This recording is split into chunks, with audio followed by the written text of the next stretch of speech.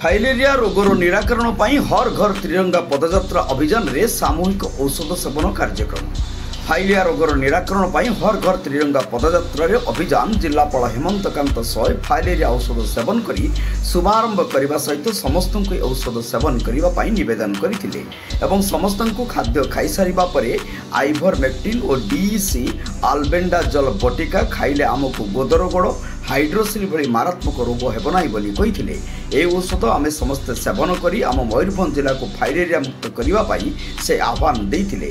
उक्त कार्यक्रम में आरक्षी अध्यक्ष वरुण गुनुतु पाली औषध सेवन करने सहित पर्यायक्रमे अतिरिक्त जिलापाल नेत्रानंद मल्लिक, उपजिलापाल बारिपदा डॉक्टर दयासिंधु परिड़ा, निर्वाही अधिकारी बारिपदा, म्युनिसिपालिटी अभिषेक पंडा तापर समस्त अधिकारी कर्मचारी माने फाइलेरिया औषध सेवन करथिले।